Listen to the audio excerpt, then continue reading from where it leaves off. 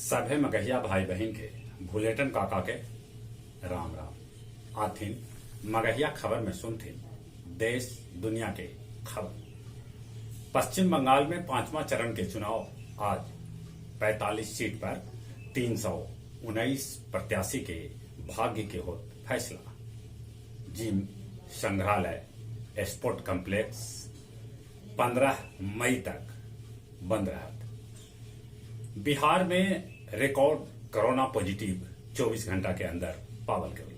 इनकर संख्या 6,574 तक पहुंच गई। कर्नाटक के मुख्यमंत्री येदुरप्पा दोसर बेर होलन कोरोना पॉजिटिव। केंद्रीय मंत्री प्रकाश जावड़ेकर भी कोरोना संक्रमित। कोरोना से लड़े लेल ऑक्सीजन के जरूरत पड़ल त करल जाए आयात प्रस्ताव पर प्रधानमंत्री देखौलन हरियर झंडी। गुजरात में एगो चीता पर 5-5 गो लाश जरावल जा रहा है, ऐसा मीडिया में खबर आ रहा है। उत्तर प्रदेश में इतवार के रहत लॉकडाउन और बिना मास्क पकड़ैला पर 1000 होए जुर्माना। CICSE 10वीं और 12वीं के परीक्षा के तारीख टाल दिलक। बेतिया संत घाट स्थित राधिका ज्योति गैस एजेंसी गोदाम के पार्किंग एरिया में आग लगा। 300 से बेसी सिलेंडर में ऑयल ब्लास्ट। कांजी हाउस नवादा भी एगो ट्रक से 1 करोड़ के विदेशी दारू जब्त कैल गेल। ट्रक ड्राइवर के भी गिरफ्तार कर लेवल गेल।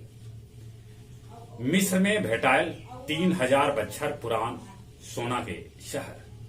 हांगकांग में लोकतंत्र समर्थक नेता के 18 महीना लेल भेजल गेल जेल।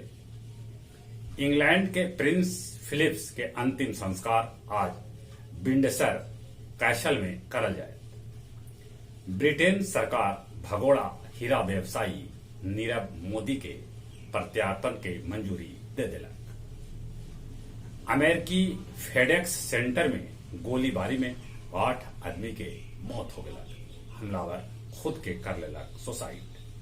पाकिस्तान में सोशल मीडिया पर लगावल गेल बैन।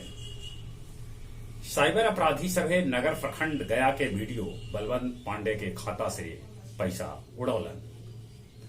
गया जी में पिछलका 24 घंटा में रिकॉर्ड 911 कोरोना पॉजिटिव पावल गेला।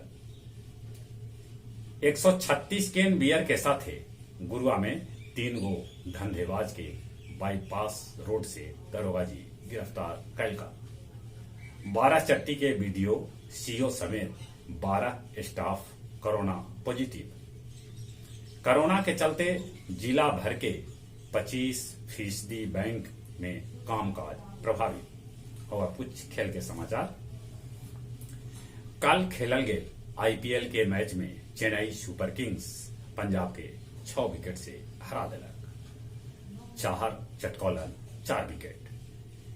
चेन्नई के तरफ से धोनी खेलन कल 200वां मैच, जगह में भेटायल जीत। ओलंपिक प्रमुख कहलका है कि रद्द न करल जाए टोक्यो ओलंपिक गेम्स। एशियाई कुश्ती प्रतियोगिता महिला मुकाबला में भारतीय महिला पहलवान सभे जीतलन 4 स्वर्ण 1 रजत 2 कांस्य। जहां तक मौसम का सवाल है, मौसम विभाग सूचना दिलका है कि ई बच्छर मानसून सामान्य रहा। गया जी में पारा लतरिये 3 दिन से 40 डिग्री के ऊपरे बनल है। गर्मी से बचते, कोरोना से बचे ले मुंह और नाक पर मास्क लगाते, सोशल डिस्टेंसिंग के पालन करते, बाहरे से घरे अला पर नीमन से हाथ साबुन से धोते। चली अपने सभी के एक बार फिर से भुलेटन काका के राम राम।